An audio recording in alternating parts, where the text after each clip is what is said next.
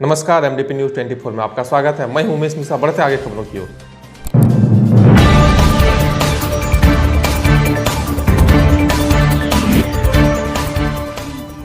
आपके शहर मधुपुर में खुल गया है Fishland aquarium house, a family of pets lover. तो बिना किसी देर के आज ही अपने घर लेकर आइए एक नए मेहमान को। उपायुक्त के निर्देश पर देवघर बाजार में चलाया गया मास्क चेकिंग सह जागरूकता अभियान। नगर परिषद उपाध्यक्ष ने वस्त्र वितरण योजना की शुरुआत। क्षेत्रीय शिक्षा उप निदेशक राजकुमार प्रसाद सिंह के सेवानिवृत्ति होने पर हुआ विदाई समारोह। पाथोड़ के विश्वकर्मा नगर में चल रहे श्रीमद् भागवत कथा का हुआ समापन। मतदाता सूची में नाम जोड़ने के लिए लगाया गया 2 दिवसीय विशेष कैंप। अगला कैंप 5-6 दिसंबर को। सैल्यूट तिरंगा महिला संगठन ने महिलाओं के बीच बांटे सैनिटरी पैड। बिजली बिल की अनियमितता से उपभोक्ता परेशान, 6 उपभोक्ताओं पर केस दर्ज। और अब जानते हैं खबरें विस्तार से। आपके शहर मधुपुर में खुल गया है बुलेट का सर्विस सेंटर, जहां आपके रॉयल इनफील्ड से जुड़े सभी ओरिजिनल पार्ट्स और मॉडिफाई करने का सारा सामान उचित मूल्य पर उपलब्ध है। उपायुक्त श्री मंजूनाथ भजंत्री के निर्देशानुसार नगर निगम क्षेत्र के टावर चौक, आजाद चौक, मीना बाजार, लक्ष्मी मार्केट, फव्वारा चौक, बस स्टैंड आदि क्षेत्रों में सघन मास्क चेकिंग अभियान चलाया गया। इस दरमियान कई लोग मास्क नहीं पहने हुए पाए गए। तत्काल उन्हें मास्क प्रदान करते हुए घर से बाहर निकलने पर निश्चित रूप से मास्क लगाने की हिदायत दी गई। चेकिंग अभियान में प्रशिक्षु आईएएस संदीप मीना, जिला परिवहन पदाधिकारी सह प्रभारी अनुमंडल पदाधिकारी देवघर फिल्बियूस बारला, अनुमंडल पुलिस पदाधिकारी देवघर विकास चंद्र श्रीवास्तव, जिला जनसंपर्क पदाधिकारी रवि कुमार, प्रखंड विकास पदाधिकारी जितेंद्र कुमार, अंचलाधिकारी मोहनपुर श्रीमती प्रीतिलता किस्कू एवं अन्य पदाधिकारीगण उपस्थित थे। इस दरमियान जिला परिवहन पदाधिकारी फिल्बियूस बारला ने कोरोना गाइडलाइन के अनुसार लोगों को 2 पहिया वाहन चलाते समय हेलमेट के साथ साथ मास्क पहनने के संबंध में भी हिदायत दिया। अनुमंडल पुलिस पदाधिकारी विकास चंद्र श्रीवास्तव ने दुकानदारों से रास्ते को इनक्रॉसमेंट न करने की हिदायत दी।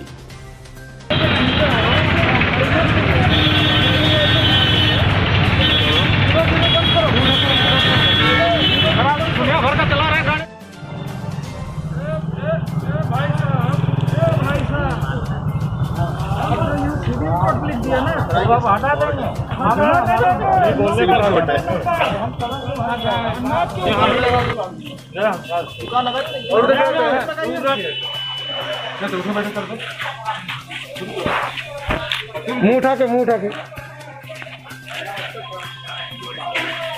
सीधा डिस्टर्बेंस। ये गाड़ी आपका है बाहर क्यों रखते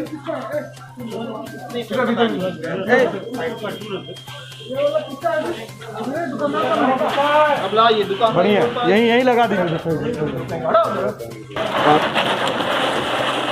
कर रहे हैं तो क्या है रास्ता के निर्देशानुसार उपायुक्त महोदय के आदेशानुसार जो है वो लगातार अभी मास्क अवेयरनेस और जो सोशल डिस्टेंसिंग है उसको मेंटेन करें। इसके अलावा कई दुकानदारों ने अपना अतिक्रमण कर रखा है, सड़क का अधिकांश हिस्सा वो कैप्चर कर चुके हैं। उनको भी वार्निंग दी जा रही है, जो दुकान उनका है दुकान के अंदर रखें, बाहर जो सड़क है उसे खाली रखें। ये अभी लगातार चलेगा मुहिम।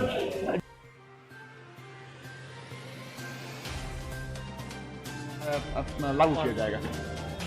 देखिए, आप लोग सब अवगत हैं कि फर्स्ट फेज ऑफ कोरोना के बाद में अब सेकेंड फेज स्टार्ट हुआ है और ये जो द्वितीय फेज जो है ये और ख़तरनाक है। इसमें आदमी को सभी को एहतियात बरतने का बहुत ही ज़रूरत है। तो कहा जाता है ना, prevention is better than cure. तो इसका सबसे पहला स्टेप होना चाहिए कि everybody should wear a mask, face mask. इसलिए कि वायरस जो है कि 2 तरह से आपको प्रवेश करता है और निकलता है, एक नाक से और एक मुंह से। तो अगर वो मास्क नहीं लगाएगा और अगर वो इन्फेक्टेड है कोरोना से तो वो खांसेगा तो दूसरा आदमी को इन्फेक्टेड कर देगा और इस तरह से वो माल्थेशन थ्योरी ऑफ पॉपुलेशन है ना, उस तरह से ये फैलते चला जाएगा और पूरा आपका शहर भी हो जाएगा, पूरा जिला भी हो जाएगा और दूसरा जगह भी हो जाएगा।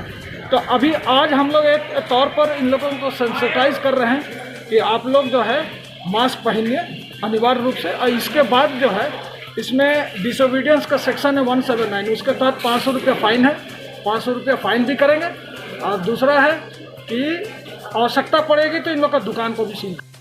मधुपुर नगर परिषद उपाध्यक्ष सह झामुमो नेता जियाउल हक टार्जन के प्रयास से झारखंड सरकार के श्रम नियोजन विभाग से मधुपुर शहरी क्षेत्र के 800 मजदूरों को वस्त्र वितरण करने का लक्ष्य रखा गया है, जिसका शुभारंभ आज महिला समाजसेवी शहनाज बानो के आवास से हुआ। वहीं जियाउल हक उर्फ टार्जन ने कहा कि योजना के अंतर्गत हर मजदूर के पति पत्नी दोनों को वस्त्र मिलेगा और कोई भी मजदूर इससे वंचित नहीं रहेगा। झारखंड सरकार के द्वारा जो भी सुविधाएं लोगों को दी जा रही है वह सारी सुविधा मधुपुर शहरी क्षेत्र के सभी लोगों तक पहुंचाना मेरा कर्तव्य रहेगा। मेरा यह प्रयास रहेगा कि मधुपुर के विकास के लिए हर वह संभव कार्य को पूरा करूं और जिस अपेक्षा से लोगों ने हेमंत सरकार को चुना है, सरकार से हर वह सुविधा व योजना को मधुपुर नगर परिषद में लाने का प्रयास करूंगा कि कोई भी गरीब अपने अधिकार से वंचित न रह जाए। आज 29 नवंबर 2020 को क्षेत्रीय शिक्षा निदेशक राजकुमार प्रसाद सिंह का सेवानिवृत्त होने पर विदाई सम्मान समारोह का कार्यक्रम समग्र शिक्षा अभियान के हॉल में संपन्न कराया गया। इस मौके पर जिला शिक्षा पदाधिकारी डॉक्टर माधुरी कुमारी के अतिरिक्त शिक्षा कार्यक्रम पदाधिकारी शिवशंकर प्रभात, सहयोगी लेखापाल संदीप मोदी, आभा मंडल, अलका, अनिल कुमार, सुनीता होरो, रमेश झा के साथ सभी प्रखंड कार्यक्रम पदाधिकारी समस्त परियोजना कर्मी उपस्थित रहे।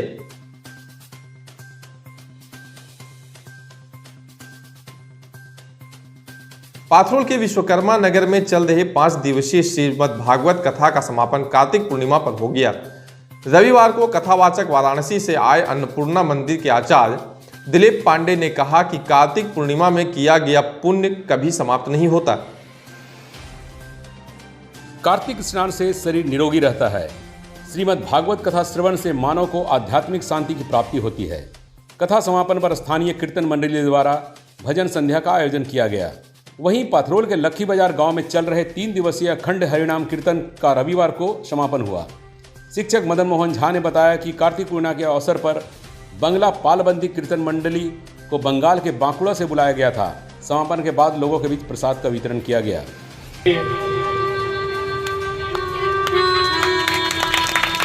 बोलिए वृंदावन बिहारी लाल की, नटवर नागर भगवान की। तो अंग के पुत्र वेन, अंग तो धर्मात्मा लेकिन वेन नास्तिक है। और जैसे ही वेन को राजा बनाया अंग ने,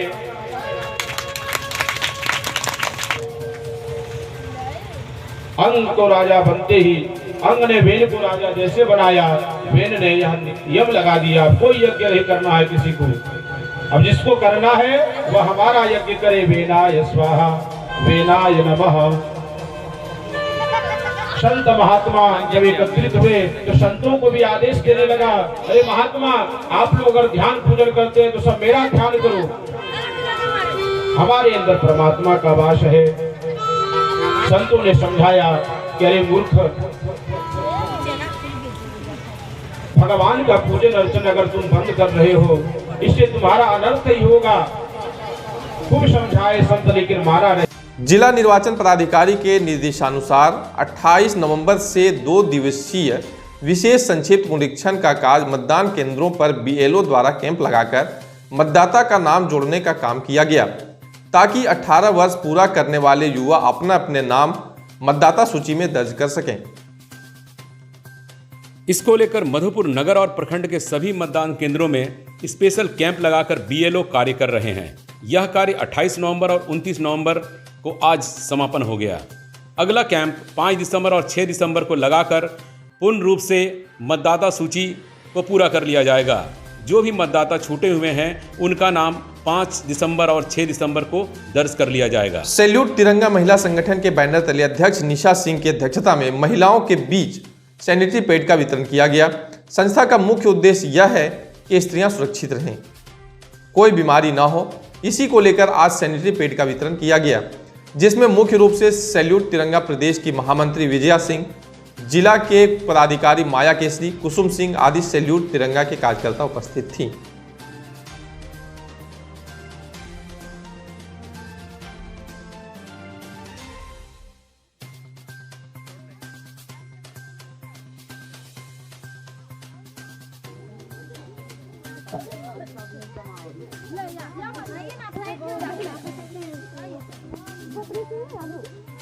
सैल्यूट तिरंगा देवघर जिला, निशा सिंह जिला अध्यक्ष। आज हम लोग गिदनी गांव में सैनिटरी पैड बांटने के लिए आए हैं। और गांव में ये जागरूक फैलाएं कि बहुत सारी बीमारी होती है महिलाओं में, तो वो बीमारी से बचे, वो प्रकोप से बचे। तो ये चीज़ हम लोग को जानकारी मिली कि कुछ कुछ गांव ऐसा है कि अभी भी लोग वहाँ पुराने ख्यालात, पुराने वर्ग के लोग हैं। हम लोग उन लोग को जागरूक करने आए हैं कि आप पुराने ख्यालों से दूर होइए और नए इसमें आइए कि रोग बीमारी से आप लोग दूर होंगे। और जिससे होता है कि हर समय मतलब हम लोग सुनते हैं कि आज यहाँ महिला की मौत हुई, आज वहाँ मौत हुई। इस चीज़ को हम लोग बचाने के लिए ये जागरूक अभियान चलाए हैं सैनिटरी पैड बांट के, और हम लोग कोशिश करेंगे और भी गांव में जाने का और भी काम हम लोग का है, आगे बढ़ेंगे और जहाँ तक होगा जागरूक अभियान फैलाने और चलाने का निरंतर कोशिश करेंगे। जिलाध्यक्ष निशा सिंह। मधुपुर अनुमंडल के बुढ़ई थाना अंतर्गत बेलकुकराहा गांव के प्रमोद राय, मोहन राय, त्रिवेणी राय समेत कुल 6 उपभोक्ताओं पर बिजली बिल की बकाया राशि को लेकर केस का मामला प्रकाश में आया है। मधुपुर विद्युत विभाग ने बुढ़ई थाना में इन 6 नामजदों के खिलाफ केस दर्ज किया है। वहीं ग्रामीणों का कहना है कि गांव में बिजली बिल सही समय पर नहीं पहुंचाया जाता और न ही उपभोक्ताओं तक बिजली बिल की कोई सूचना जाती है। लोगों ने बताया कि बीते 25 नवंबर को बिजली बिल के साथ 25-25 हज़ार रुपये का क्षतिपूर्ति राशि जोड़कर बिल में भेज दिया गया। साथ ही उसी दिन बुढ़ई थाना से 6 नामजद उपभोक्ताओं के नाम बिजली चोरी करने का केस की नोटिस भी आ गई। उपभोक्ताओं का कहना है कि वे बिल देने के लिए तैयार हैं, लेकिन बिजली बिल तो समय पर आना चाहिए। अब इस स्थिति में बिल के अलावा क्षतिपूर्ति राशि देने में असक्षम हैं। बिल के अलावा क्षतिपूर्ति राशि देने में असक्षम हैं। उपभोक्ताओं ने विद्युत विभाग एवं सरकार से क्षतिपूर्ति राशि की माफी की गुहार लगाई है। हम लोग को यहाँ कभी पहले रसीद आया था 2-3 बार, और उसके बाद जो है ट्रांसफार्मर जल गया। जलने के बाद ये चंदा उठा करके अपने ट्रांसफार्मर में हमारा गांव वाला लोग सब लगाए थे। हम तो यहाँ नहीं रहते हैं, बाहर में काम करते हैं। अभी वहाँ पत्थर में बेंगलोर में जला, मैंने पूरा नहीं बता सकते हैं, 2 से 2.5 साल का लगभग जला रह गया। और यहाँ थाना में लोग भी ला करके लिख के दिया था इस वीडियो के, यहाँ इसके पास वो बिजली ऑफिस में है, ऑफिस में आकर के दिया था, लेकिन लिया था नहीं। लेकिन थाना में वो बिल लिख के दिया था और थाना वाला हम लोग को कुछ नहीं दिया था है। उसके बाद थाना फिर हम लोग चंदा उठा करके और कहाँ से बाहर से ये लोग पूरा गाँव वाला मंगवाए थे। तो बिजली फिर मैंने 2 साल 2.5 साल के अंदर ही जल गया, फिर जला लिया। अच्छा, कर दिया आप लोग? हाँ, पूरा अभी बिल का जोड़ करके मैंने जो है से 25,000 करके सबका फाइन कर दिया। 10,000 देने आए कल तो नहीं लिया पैसा, बोला आपका FIR हो गया है, FIR के द्वारा जो है से आप लिया जाएगा। और आज के लिए बस इतना ही। कल मिलते हैं फिर कुछ नई खबरों के साथ। तब तक के लिए दीजिए हमें इजाजत। नमस्कार।